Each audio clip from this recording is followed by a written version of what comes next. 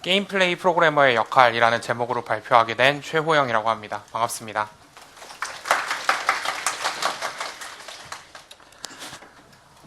저는 2009년부터 게임 플레이 프로그래머로 일을 했고요.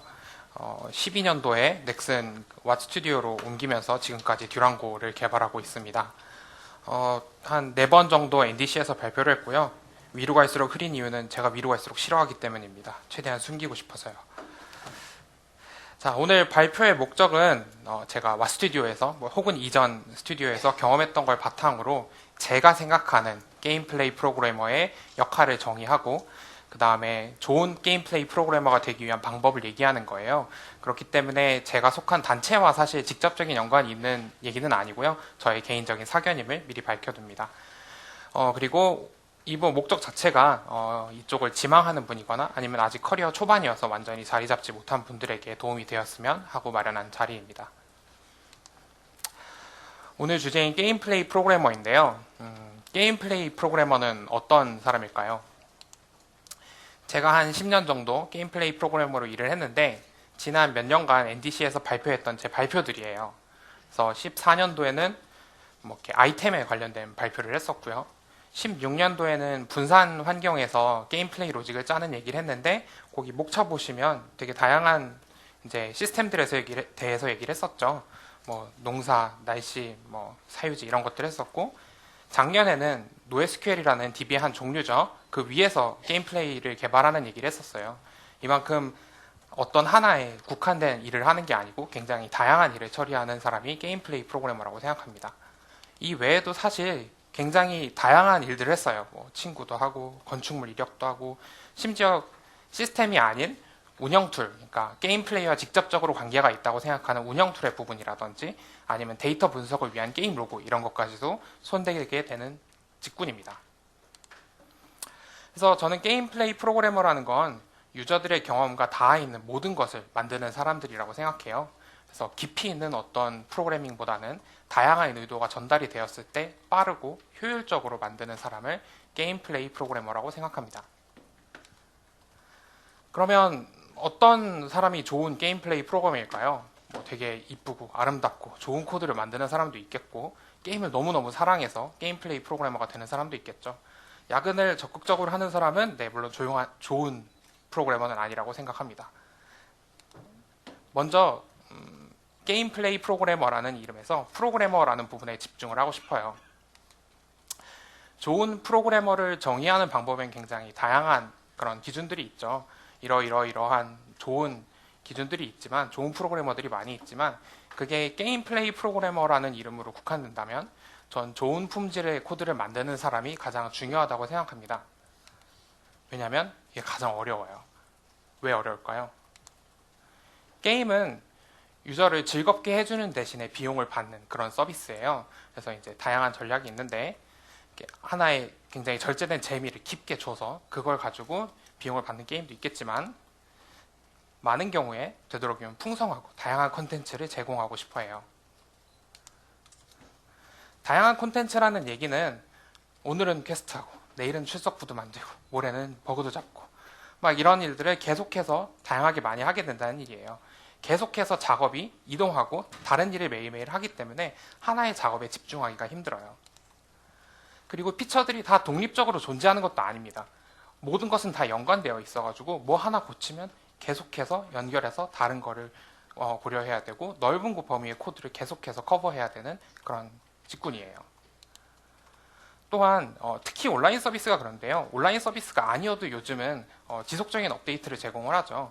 지속적인 업데이트와 장기간 서비스라는 얘기는 내가 한 번도 건드려 본 적이 없는 코드 혹은 남이 짠 코드를 제가 완전히 파악하지 못한 상태에서 손댈 수도 있다는 얘기입니다. 그렇기 때문에 좋은 품질의 코드가 굉장히 중요해요. 내가 작업한 게 내가 다시 고치는 게 아닙니다. 다른 사람이 고칠 수도 있고 혹은 먼 미래에 내가 고칠 수도 있어요. 그렇기 때문에 좋은 품질의 코드를 유지하는 게 매우 중요한데 뭐 이런 게 좋은 품질의 코드니까요. 이게 중요한데 어떤 점이 어렵냐면요. 작업물의 결과를 이제 가독성이 좋게 유지하는 거는 좀 개인의 기준이에요. 이거 내가 보기엔 충분히 이해가 가능한데 내가 보기엔 충분히 설명 가능한데 이렇게 생각할 수 있어요. 그리고 바쁘면 자꾸 스스로가 타협해요. 이 정도면 됐어. 난 열심히 했어. 이런 생각을 하게 되고, 또 문서화를 열심히 해서 그 코드의 부족한 부분을 보충하고 싶지만 게임은 계속해서 변해요. 컨텐츠도 너무 많고 지속적인 업데이트가 들어지기 때문에 문서를 작성하는 게 너무 힘듭니다. 그래서 좋은 품질의 코드를 유지하는 능력이 게임 플레이 프로그래머의 좋은 능력이 되는 거죠. 이거를 해결하기 위해서는 되게 다양한 접근이 있을 수 있는데요. 저는 사실 다른 방법보다는 코드 리뷰가 답이라고 생각합니다. 코드 리뷰라는 거는 뭐 위키피디아 같은 데 정의를 보면 사실 내용은 되게 간단해요. 내가 작업한 걸 내가 아닌 다른 사람이 봐주는 거예요. 그냥 검증해주고 봐주는 겁니다. 코드 리뷰 들어보셨을 것 같지만 많이 하시나요? 저희가 이제 면접을 보고 할 때마다 되도록이면 코드 리뷰를 경험해 본 분들을 찾고 싶어서 해보셨습니까? 라고 물어보면 뭐 그런 게 있는 줄은 아는데 뭐 아니면은 해보려고는 했는데 팀에서 도와주지 않아서 뭐 이런 얘기들을 제가 많이 들어요. 이해합니다. 물론 그 정도로 코드 리뷰가 개념 자체는 널리 알려져 있지만 생각보다 게임 업계에서 많이 쓰이지는 않아요. 저희 같은 경우는 듀랑고라는 게임을 개발할 때 초기 개발진이 오픈소스에 관심이 많은 분들이었어요. 오픈소스 진영은 서로 얼굴을 맞대지 않고 원격에 있는 사람들끼리 같이 협업을 하기 때문에 코드 리뷰라는 게 굉장히 당연해요. 그래서 이미 코드 리뷰를 경험해 본 분들이 초기 개발진이었던 거죠. 그리고 저희 서버 개발 언어가 파이썬입니다. 파이썬 같은 경우는 동적 언어이기 때문에 정적 분석 같은 게 좀 힘들어요. 그래서 단순 오타 같은 것도 잡기가 힘들 경우가 있습니다. 물론 파이썬 3쯤 되면 개선이 되지만 그래도 예전 그 당시에 저희는 파이썬 2로 작업을 했었거든요. 그래서 이거는 이대로는 안 되겠다. 코드 리뷰가 꼭 필요하다라고 해서 경험자들이 필요에 의해서 도입하게 되었습니다. 좀 운이 좋은 케이스라고 생각을 해요. 그래서 코드 리뷰 자꾸 얘기하는데 이게 왜 좋은 건가요? 일단 리뷰 그 자체가 좋아요. 당연한 얘기지만 하나의 결과물을 볼 때 한 명이 보는 것과 여러 명이 보는 건 당연히 차이가 있겠죠. 네, 그게 리뷰 자체도 중요하지만 또 하나의 중요한 건 리뷰를 요청하는 사람은 곧 리뷰를 해주는 사람이기도 해요. 서로 리뷰를 해주거든요. 그렇기 때문에 동료의 코드를 읽다 보면 이 부분이 내가 느끼지 못했는데 가독성을 해치는 부분이구나. 이런 습관이 안 좋은 습관이구나 라는 거를 스스로 느낄 수 있게 돼요. 생각보다 굉장히 중요한 포인트고요. 또 하나는 자발적인 의지가 생깁니다. 내가 리뷰를 요청하는 사람인데 리뷰를 해주는 사람이 자꾸 리뷰 결과를 안 줘요. 잠깐만 기다려봐. 2시간 뒤에 해줄게. 그게 싫죠. 그럼 뭐가 문제예요? 내가 리뷰를 받기 힘들게 한 거거든요. 그래서 이것들을 개선하고자 하는 의지가 저절로 생깁니다. 일관성 있는 코딩 스타일도 꽤나 큰 장점인데요. 우리가 많은 팀에서 코딩 스타일을 모으려고 하잖아요. 하지만 생각보다 그게 쉽지는 않아요. 다들 각자 개인적인 생각이 있기 때문에. 근데 서로 리뷰를 해보다 보면 자연스럽게 모이고요. 또 새로 합류하신 분도 코딩 스타일에 자연스럽게 흡수됩니다. 이 장점 외에도 신규로 입사하신 분들, 아직 경험이 부족하신 분들도 리뷰를 해주다 보면 성장 속도가 굉장히 빨라져요. 코드 리뷰할 때 잘 언급되지 않는 장점인데 저는 매우 중요하다고 생각하는 부분이 문서화입니다. 제가 아까 문서화 힘들다고 했잖아요.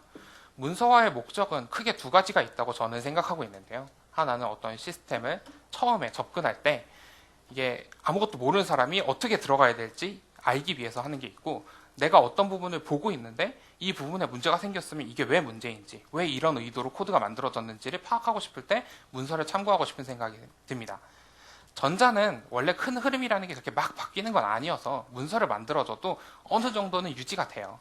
근데 후자를 위한 문서는 너무 자주 바뀌는 데다가 이게 국지적인 문제이기 때문에 내가 아무리 자세하게 주석을 달고 뭐 코멘트를 달고 해도 이게 잘 유지가 안 됩니다. 근데 코드 리뷰는 리뷰이와 리뷰어가 작업에 대해서 논의하는 과정이에요. 이거를 어떻게 리뷰를 요청했는지, 어떤 내용에 대해서 요청했는지, 어떤 코멘트를 달았는지, 어떤 응답을 들었는지가 다 기록에 남습니다. 이거 자체가 문서인 셈이죠. 그래서 어떤 지점에 문제가 생겼을 때 블레임이라는 기능 많이 쓰시죠. 이 코드는 도대체 누가 작성한 거야? 라는 그런 블레임 기능을 쓸 때 누구를 비난하기 위한 용도가 아니고 실제로 그 위치에서 어떠한 논의가 이루어졌는지 찾을 수 있는 근거가 됩니다. 물론 이런 장점들에도 불구하고 코드 리뷰를 싫어하는 분들이 계세요. 왜 싫냐 물어보면 리뷰 시스템 마련하는 거 결국 시스템을 마련하는 거잖아요. 이것도 비용이 많이 들고, 그 다음에 계속 리뷰와 리뷰어가 계속 핑퐁하는 와중에서 시간은 흐르고 작업은 해야 되는데 시간은 없는데 뭐 이런 얘기들이 많이 있습니다. 리뷰 시스템 같은 경우는 이미 잘 구성된 도구들이 많이 있어요. 그래서 뭐 긴랩이라든지 깃헙, 빗버켓 같은 이미 좋은 도구들이 많으니까 한 번쯤 고려해 보시면 좀 도움이 될 것 같고요.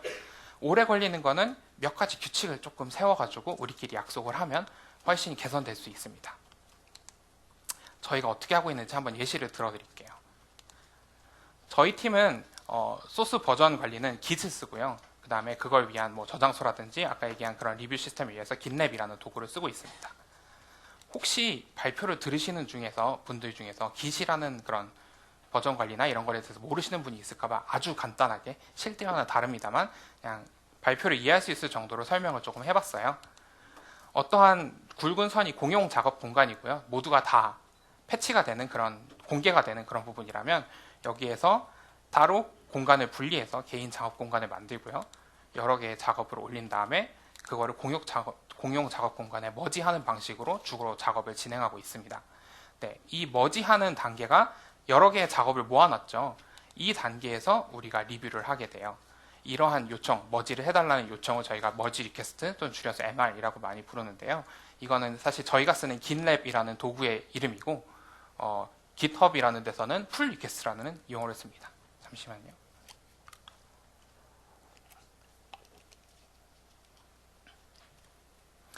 네, 그래서 작업이 머지되는, 그러니까 공용 작업 공간에 머지되는 순간에 그 순간을 잡아서 거기를 병목으로 리뷰를 하게 되는 거죠. 이 리뷰가 진행되는 과정을 한번 보여드리면 이게 글자가 좀 작기는 한데 네, 리뷰를 받고 싶은 사람이 MR을 생성합니다. 머지 리퀘스트를 생성하는데요. 저희는 머지 리퀘스트에 들어가야 되는 다양한 그런 내용들이 있는데 그 요소를 최대한 빼먹지 않았으면 해서 아예 막다운으로 템플릿을 만들어 놓고 그 안에서 작성하기를 권하고 있습니다. 네, 그렇게 해서 MR을 생성하고 나면 이렇게 제목과 어떤 의도 이런 걸 적게 되어 있어요. 근데 이런 제목과 의도는 저희가 설명적인 제목 그리고 명확한 의도를 적도록 권장하고 있고요. 이렇게 만들어진 머지 리퀘스트를 가지고 내용을 채웁니다. 이런저런 내용을 채우는데요. 제일 중요한 점은 이 머지 리퀘스트의 내용만 봐도 전후 맥락을 파악할 수 있어야 된다는 점과 자세한 설명이 필요하다는 점이에요. 지금 보시면 머지 리퀘스트에 아이의 코드에 쓰이는 변수명을 직접 언급합니다. 그런 식으로 직접 언급해서 오해가 없도록 바로 필요한 부분을 볼 수 있도록 가이드하려는 노력이 머지 리퀘스트 내용을 작성할 때 필요해요. 그렇게 해서 만들어진 머지 리퀘스트가 리뷰를 해야 하는 사람에게 전달이 됩니다. 리뷰어는 받자마자 먼저 체크리스트를 확인하게 돼 있어요. 이 체크리스트는 아까 봤던 템플릿에 포함이 되어 있는데요. 이 체크리스트에는 뭐 이게 목표가 잘 설정되는지 의도대로 잘 작성이 됐는지 이런 것들을 기계적으로 한 번씩 확인할 수 있는 기회를 제공하기 위해서 체크리스트를 쓰고 있고요. 그리고 나서 코드를 보면서 리뷰어가 코멘트를 답니다. 코멘트는 이렇게 diff가 있는 데에서 라인 바이 라인으로 필요한 경우에 코멘트를 달게 되어 있어요. 이거 이래서 문제 있는 것 같은데 괜찮나요? 코멘트를 달 때는 최대한 자세한 표현을 쓰되 공격적이지 않으면서도 직설적인 말투를 써야 돼요. 공격적이 않은 건 뭐 당연한 얘기지만 직설적이라는 얘기는 자꾸 미사역으로 붙이거나 친절하게 말하고 싶어서 그렇지 않은 건 아는데요 라든지 뭐 이렇게 하면 나쁠지도 모르기도 하는 뭐 이런 식의 말투를 쓰면 오해가 생기고 리뷰가 길어집니다. 그럴 필요가 없잖아요. 우리 모두 합의하고 최대한 직설적이고 건조한 말투를 쓰는 게 좋고요. 필요하다면 이렇게 직접적으로 코드를 써가지고 제안하는 것도 매우 좋은 방식의 코멘트입니다. 그러면 이제 리뷰는 받은 걸 보고 어떨 때는 이거 진짜 맞는 것 같아서 받아들여야겠어요 할 때도 있지만 언제나 받아들여야 하는 건 아니에요. 이게 뭐 일정상 문제가 있어서 이번에는 좀 힘들 것 같네요. 다음번으로 넘기겠습니다. 뭐 이런 식의 거절을 할 수도 있고요. 다른 반대 의견을 제시할 수도 있고요. 이렇게 코멘트와 피드백을 거쳐서 핑퐁을 거치고 나면 머지를 하게 됩니다. 머지를 하면 잘 보시면 approved by라고 되어 있죠. 이 머지 리퀘스트를 승인한다예요. 지금 3명이 되어 있는데 그중 2명은 리뷰어입니다. 코드를 리뷰하는 실제 리뷰어고요. 1명은 개발 PM이에요. 저희 조직은 PM이라 그래서 뭐 일정을 관리하는 그런 직군을 따로 두고 있는데요. 혹시 뭐 개발 PM이 궁금하시면 오늘 3시에 광고입니다. 네, 이런 발표가 있으니까 한번 보시는 것도 좋을 것 같아요. 많이 있지 않은 직군인데 제가 보기엔 꼭 필요한 직군이거든요. 네, 그래서 이렇게 개발 PM과 리뷰어의 어프로브를 다 받고 나면 그제서야 개발 PM에 의해서 공용 작업 공간으로 머지가 됩니다.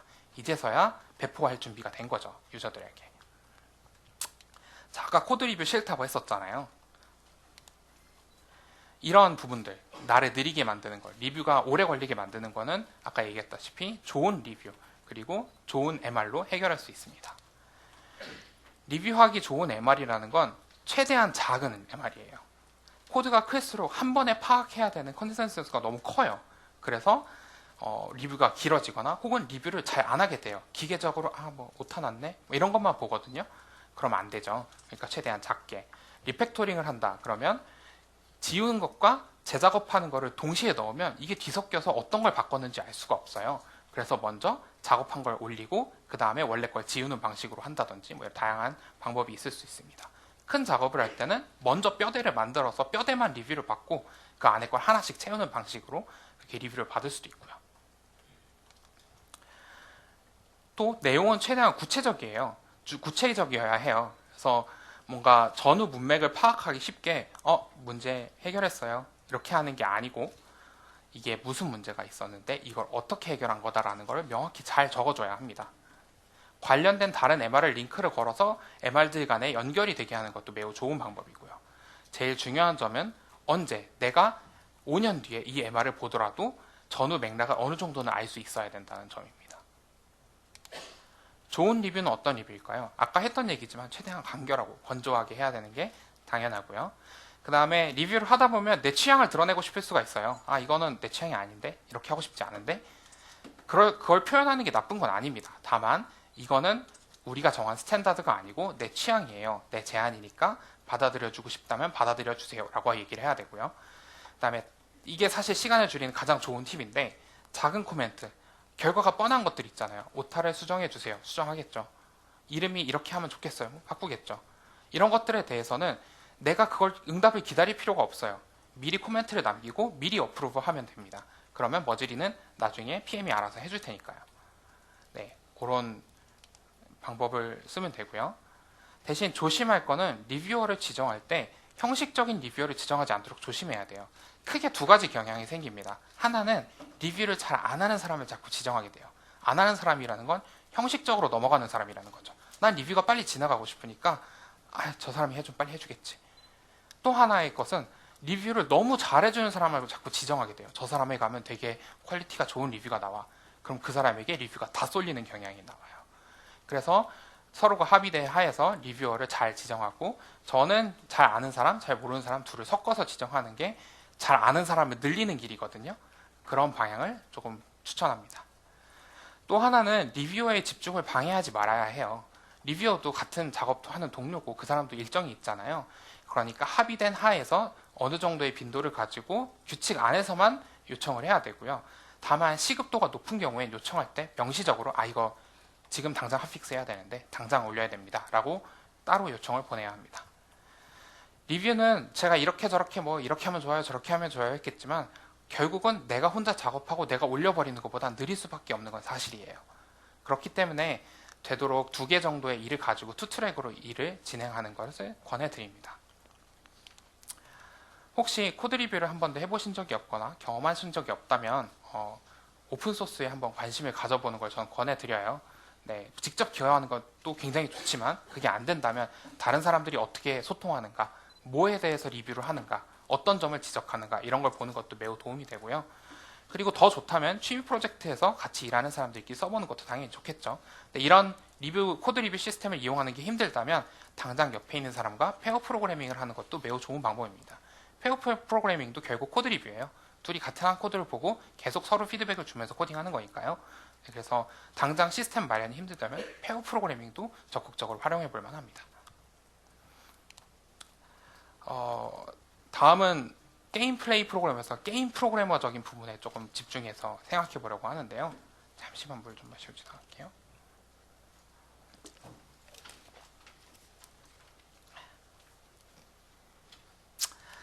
요즘은 컨텐츠 공급 과잉의 시대죠. 지금 제가 예시로 들어놓은 건 다 화면을 보면서 즐기는 것들이에요. 근데 화면을 보지 않고 즐기는 것도 세상엔 너무 많습니다. 그래서 고객들이 기다려주지 않아요. 내가 하는 모든 실수, 모든 딜레이, 모든 지연은 전부 다 고객의 이탈로 이어지거든요. 그래서 빠른 개발이 생명일 수밖에 없어요. 게임 개발에서는. 다만 우리가 알다시피 비용과 속도와 퀄리티는 사실 세 개가 다 공존하는 방법이 없어요. 그래서 게임들이 다양한 선택을 하죠. 트리플 A 같은 애들은 나는 재력을 쏟아가지고 한 번에 팍 완성시키겠어 하는 경우도 있고, 아니면 나는 퀄리티를 희생해서 내가 집중하고 싶은 퀄리티만 딱 챙기고 나머지를 버리겠어, 이런 식으로 가벼운 게임을 만드는 경우도 있고, 이 사이 어디에서 적정한 선을 찾는 경우도 있을 것입니다. 근데 사실 이거는 우리가 직접 관여하기는 좀 힘들어요. 이거는 개발 전반에 걸친 거고 우리가 내리는 판단은 아니에요. 그럼 우리가 할 수 있는 건 뭘까요? 개발 일정을 지키는 거죠. 우리가 뭔가 개발 일정을 막 조율하거나 막 땡기거나 이런 건 할 수 없지만 늦추지 않을 수는 있어요. 내가 이때까지 할게요라고 말한 거를 할 수는 있어요. 근데 일정 지키는 게 모두 아시겠지만 절대 쉬운 일이 아니에요. 저희 지인의 법칙인데 2n 플러스 1의 법칙이라고, 그냥 내가 생각하는 일정에 곱하기 2를 한 다음에 하루를 더하면 대충 맞더라, 이런 얘기가 있는데 생각보다 꽤 맞아요. 물론 반쯤 농담이긴 하지만요. 이 정도로 일정을 지키기가 힘든 게 굉장히 다양한 요소가 내가 예상하지 못하게 나의 작업을 방해합니다. 여러 가지 이유가 있겠죠. 외부적인 요인도 있어요. 그리고 내부적인 요인도 있겠죠. 다만 외부적인 요인은 우리가 지금 얘기하기에는 좀 너무 더 큰 범위예요. 우리가 결정할 수 없는 부분들이 많습니다. 그래서 오늘은 내부적인 이유에 좀 집중을 해서 얘기를 해보려고 해요. 대부분 잘못된 방향 설정, 그러니까 무슨 얘기냐면 내가 막 개발했는데 이 길이 아니었나 봐 이러고 다시 돌아와서 다시 가게 되는 일이 굉장히 잦아요. 그게 작게 있을 때도 있고 크게 있을 때도 있겠죠. 대부분 이해 부족으로 생겨요. 아니면 그냥 정말 생각이 미치지 못할 수도 있고요. 물론 이런 얘기를 하면 실력 없는 놈이 왜 자꾸 변명하고 그래, 이럴 수도 있지만 사실 이 정도의 실수는 누구나 할 수밖에 없어요. 어떤 사람이 신입일 수도 있고, 어떤 사람은 내가 프로젝트가 너무 커서 이 안에서 모르는 부분이 있을 수도 있고요. 그냥 단순히 실수일 수도 있고요. 실수는 그냥 하는 거니까 우리는 그냥 줄이려고 노력해야 되는 거예요. 실수를 줄이려면 어떻게 해야 될까요? 실력도 키워도 되고 경험도 키워도 되고 하지만 아까 우리 코드 리뷰할 때 얘기했었죠. 여러 사람의 눈을 빌리면 실수가 줄어들 수 있어요. 근데 코드 리뷰는 조금 아쉬운 게 작업한 다음에 받는 사후 리뷰예요. 그렇기 때문에 여기에서 발견된 문제는 오히려 일정을 늘리는 거지 일정을 줄이진 않아요. 물론 그래도 외양간은 고쳐야죠. 고치는 건 좋은 겁니다만 다만 이게 우리의 지금 의도와는 맞지 않는다는 얘기예요. 그래서 저희 같은 경우는 기술 명세서 리뷰라는 걸 한번 해봤어요. 그래서 어떤 디자인 문서를 게임 플레이 프로그래머가 전달받으면 그 명세서를 만드는 거예요. 이 요청을 받았으니까 이렇게 할 거고 이렇게 할 거고 이렇게 할 거고, 그리고 리뷰가 통과하고 나면 그때 작업이 시작하는 거죠. 근데 한 가지 아쉬운 건 사람의 언어를 잘 쓰는 사람들이 아니었어요. 테크니컬 라이팅이라는 이름이 아예 존재하죠. 이런 논문을 잘 쓴다든지 이런 것들인데 이거를 모든 프로그래머에게 요구하기는 조금 쉽진 않아요. 물론 있으면 좋지만요. 게다가 문서는 너무 많이 쏟아져요. 이거 언제 다 쓰고 있어요. 게다가 리뷰도 되게 어려워요. 막 문서 주면 그거 보고 눈으로 보고 이거 아닌데 이렇게 해야 돼요. 물론 나중엔 좀 이거 자체 기세 보관하고 아까 코드 리뷰 하듯이 리뷰하면 좋지 않았을까 하는 생각이 들긴 했지만 어차피 이 문제가 해결이 되는 건 아니거든요.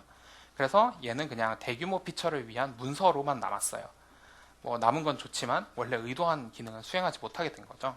그래서 저희는 현실적인 대안으로 글을 쓰는 게 힘든 거니까 말로 합시다. 다만 짧게. 스크럼 얘기를 들어보면 매번 짧은 미팅 플랭크 하면서 미팅합시다 이런 얘기 하죠. 그런 느낌으로 최대한 짧게 미팅을 하면서 디테일을 설명하지 않고 방향만 서로 공유하는 거예요. 나는 이 시스템을 작업해야 되는데 이렇게 할 것 같다. 이런 식으로 얘기하면 그거에 대해 피드백이 오겠죠. 그러면 그 피드백을 받다가 이 말이 길어지는 것 같으면 이 회의를 끝내고 따로 그거 관심이 있는 사람들끼리 회의를 잡아서 다른 사람들의 시간이 타지 않도록 하는 거예요. 이렇게 하고 나면 작업 비용 상정이 매우 정확해져요. 아까 실패했던 이유 중에 예측 실패도 있었잖아요. 그 예측이 점점 정확해져요. 예측을 정확하기 위해서 저희가 플래닝 포커라든지 다양한 방법들을 써보고 있는데 이거는 오늘의 발표 내용은 아니니까 그냥 이름만 언급하고 지나가겠습니다. 근데 이 방법은 뭐 저희가 쓰는 방법인 거고 사실 중요한 점은 이거예요. 내 작업을 언제나 동료가 알게 하는 것. 그래서 우리는 작업을 하다 보면 자꾸 말을 줄이게 돼요. 왜냐하면 내가 자꾸 말을 하면 약속을 지켜야 되거든요. 아, 이거 내일까지 될 것 같아요. 올해까지 될 것 같아요. 이런 얘기를 하기 싫어해요. 그러지 말고 내 동료들에게 나의 것을 알게 하되 최대한 간결하게 필요한 부분만 딱 알려준다. 그리고 동료에게 인터럽트가 없게끔 노력한다. 이게 중요한 거고요. 그리고 또 하나는 피드백을 사람들이 두려워해요. 왜냐하면 자꾸 받다 보면 날 지적하는 것 같고 날 공격하는 것 같거든요. 그렇게 생각하지 않고 동료들끼리 잘 합의해서 최대한 서로 의견을 자주 교환하는 방향으로 가야 된다고 생각합니다. 다만 이렇게 열심히 해도 일정이 언제나 지켜지는 건 아니에요. 일정이 늦어질 거라는 걸 예상해도 그만큼 일정은 더 늦어지게 되어 있죠. 일정 실패는 그냥 언제나 예측 실패는 언제나 있는 거예요. 베테랑들도 다 실패하는 일이 있습니다. 여기서 실패했을 때 가장 중요한 건 내가 그 실패했음을 숨기지 않는 거예요. 내가 자꾸 우물우물하고 내가 오늘 여기까지 끝낼 거라고 생각했는데 이거 3일은 더 있어야지 끝날 것 같은데 라는 생각이 들었을 때 그 얘기를 투명하게 공개할 수 있는 분위기가 돼야 된다고 생각해요. 네, 이거를 놓치면 나중에 더 큰 재앙이 돼서 돌아온다는 사실을 같이 명심하면 좋을 것 같습니다. 제가 하고 싶은 얘기의 마지막인데요. 저 게임 플레이 프로그램은 역시 게임 플레이에 관계된 걸 얘기해야겠죠.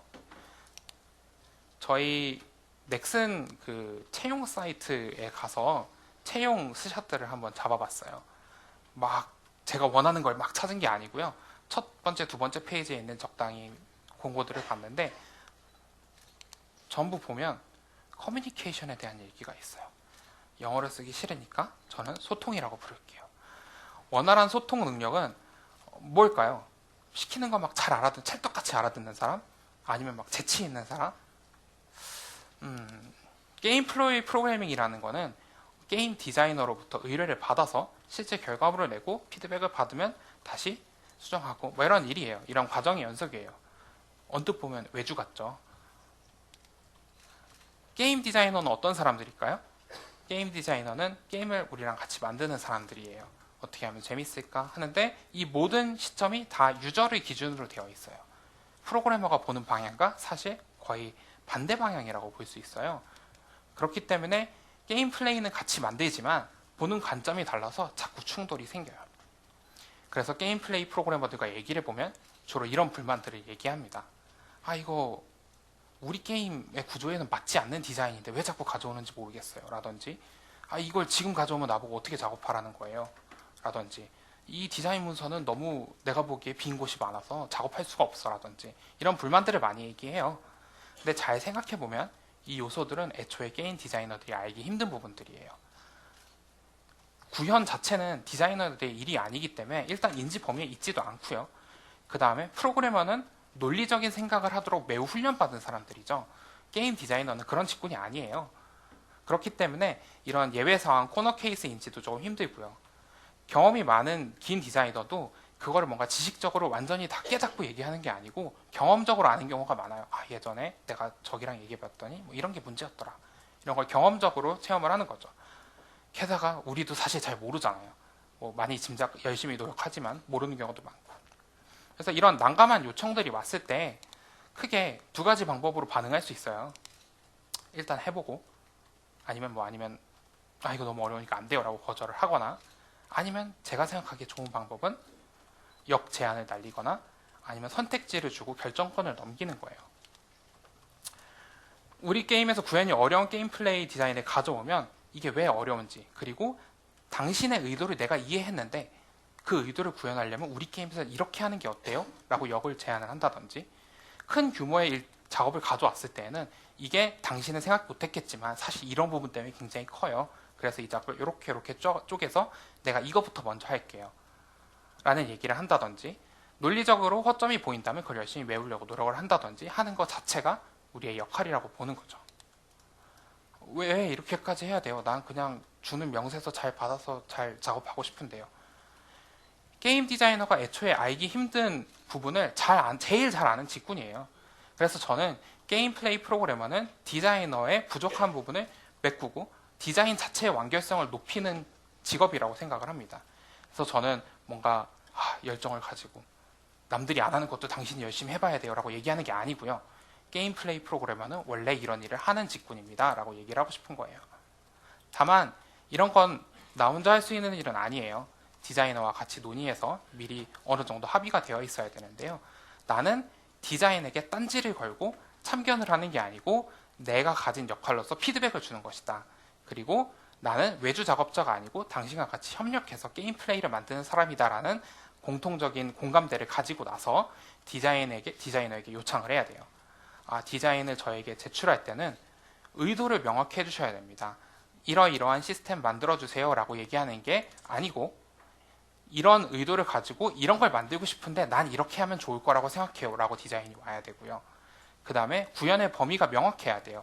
나는 그냥 이거 만들어주세요 하고 끝내는 게 아니고 이걸 만들고 나면 이 시스템과 이 시스템을 연결하고 싶어요. 그리고 나는 이런 상품도 팔고 싶어요. 이런 영역들을 같이 설명해 줘야 되는 거죠. 그리고 시스템만 디자인해 오는 경우가 있어요. 큰 의미에서 아이템에 뭘 붙여주세요. 뭐 이런 것만 오는 경우가 있는데 난 이걸 왜 하고 싶어요. 이런 거를 내가 하고 싶기 때문에 이 시스템을 요청하는 거예요. 라는 구체적인 예시를 꼭 붙여달라고 얘기해야 합니다. 우리가 디자이너와 협력할 때 피드백을 줄 때 조심해야 될 부분들이 몇 개 있어요. 저희는 프로그래머죠. 디자이너가 아니에요. 우리가 디자인에 관심이 많다 보니까 작업을 하다 보면 나도 모르게 자꾸 내가 해도 저거보다 잘할 것 같은데 답답해 이런 생각을 갖게 돼요. 아닙니다. 그 사람들이 전문가예요. 우리는 전문가가 아니고요. 그러니까 최대한 피드백을 주는 조언자의 입장에서 활동을 해야 되고요.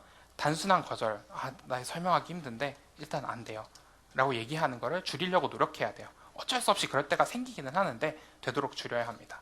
그리고 공격적인 표현을 자제해야 되는데요. 나도 모르게 화가 날 때가 있어요. 아니 왜 이런 걸 가져와서. 근데 이거는 상대방의 감정을 상하게 해서 중요한 거기도 하지만 제가 보기에 제일 중요한 건 이런 공격적인 표현을 쓰면 쓸수록 디자이너는 우리한테 좋은 디자인을 가져오지 않아요. 최대한 안전하고 욕 안 먹고 혼나지 않을 디자인을 가져오려고 노력하거든요. 막 혼자서 일정도 연산해서 가져와요. 이거면은 일정 얼마 안 걸릴 테니까 나한테 뭐라고 안 하겠지? 이런 생각을 하지 않도록 우리가 노력해야 됩니다. 이런 역할을 저는 테크니컬 디자이너라고 불러요. 제가 붙인 이름은 아니지만 제가 구글 검색을 좀 해봤더니 실제로 제가 의미하는 그걸로 테크니컬 디자이너라는 그런 역할을 얘기하는 데도 있었지만 다른 역할도 있긴 하더라고요. 일단 제가 얘기하는 대로 얘기한다면 저는 이 역할은 프로그래머와 디자이너 사이에 있는 어떤 회색지대이고 둘 다 할 수는 있는 일이에요. 다만 이게 회사에 따라서는 별개로 구분할 수 없을 수 있어요. 제일 대표적으로 작은 그룹일 경우에 테크니컬 디자이너는 하는 일이 그냥 피드백을 해주는 일밖에 안 하는 거예요. 그러니까 이 역할을 따로 둘 수 없는 회사인 경우에는 누군가 이 포지션을 해야 되고 이 포지션에 가장 적합한 사람은 전 게임 플레이 프로그래머라고 생각합니다. 그래서 게임 플레이 프로그래머라면 좀 디자이너와 이런 적극적인 소통을 해서 자신의 그런 경쟁력, 나는 테크니컬 디자이너로서도 활동할 수 있어 라는 그런 경쟁력을 키웠으면 좋겠고요. 제 생각에는 리더나 매니저가 되기 위해서는 테크니컬 디자이너로 역량은 아주 필수라고 생각합니다. 제가 지금은 디자이너를 가지고 얘기했지만 사실 엄밀히 말하면 디자이너만 관련이 있는 얘기는 아니에요. 우린 프로그래머가 아닌 다양한 직군과 일을 합니다. 사업팀, 운영팀, QA팀, 다양한 팀들이 있죠. 프로그래머가 아닌 팀의 요청을 받았을 때 프로그래머의 용어가 아닌 것으로 설명할 수 있는 능력을 우리는 소통 능력이라고 부르는 거예요. 그래서 이거는 되겠는데요? 안 되겠는데요? 이거는 일정이 너무 커서 저희가 못 받아요. 이런 얘기를 하는 게 아니고 이게 이래서 안 되는데 이렇게 해보는 건 어때요? 이거는 뭐 일정이 바쁘니까 이것만 먼저 하면 안 될까요? 이런 식의 협상을 하고 같이 소통을 할 수 있는 능력이 저는 게임 플레이 프로그래머에게 요구된다고 생각합니다. 그래서 오늘 제가 하고 싶었던 얘기는 대충 다 한 건데요. 게임 플레이 프로그래머는 그래서 결국 저는 상대의 의도를 이해하고 정해진 일정에 맞춰서 좋은 품질의 프로그래밍을 하는 사람이라고 생각을 해요. 근데 지금까지 얘기한 거에 공통점을 찾아보자면 결국 커뮤니케이션입니다. 소통입니다. 프로그래머가 일반적으로 갖춰야 하는 공통 소양들이 있죠. 뭐 당연하죠. 언어에 대한 이해라든지 뭐 설계 능력이라든지 이런 것들이 다 있지만 그걸 갖추고 난 다음에 게임 플레이 프로그래머는 우선 게임에 대한 이해, 관심이 있어야 되겠고요. 그거는 누구나 다 쉽게 생각하는 부분이지만 그 다음으로 제일 중요한 건 전 소통이라고 생각하는 거예요. 프로그래머 아닌 사람과 소통할 때는 상대방의 의도를 적극적으로 파악하고 내가 가진 지식으로 상대방에게 도움을 주는 것. 그리고 동료와는 서로 계속해서 피드백을 주면서 더 좋은 길로 나아가기 위해서 노력하는 게 게임 플레이 프로그래머가 가져야 될 가장 중요한 소양이라고 생각을 합니다. 개발 환경은 계속 발전하고 있어요. 도구는 발전하고 있고 프레임워크도 발전하고 있습니다. 점점 게임 플레이 프로그래밍은 그 자체는 쉬워지고 있어요. 그렇다는 얘기는 자동화가 많이 되고 있고 점점 내 경쟁력을 잃어가고 있다는 뜻입니다. 단순히 게임 플레이 구현 요청을 받아서 그걸 구현하는 건 이제 그렇게 어려운 일이 아니에요. 내 경쟁력을 키워야 할 때입니다. 저는 게임 플레이 프로그래머는 기술적으로 제너럴리스트라고 많이 불려요. 이것저것 다양한 일을 많이 하니까요. 그래서 깊이가 없어도 될 것 같지만 저는 제너럴리스트가 아니고 소통 스페셜리스트라고 생각합니다. 소통을 적극적으로 하고 동료와의 계속 커뮤니케이션을 통해서 내 뭔가 경쟁력을 향상시킬 수 있는 그런 개발자가 되었으면 합니다. 감사합니다.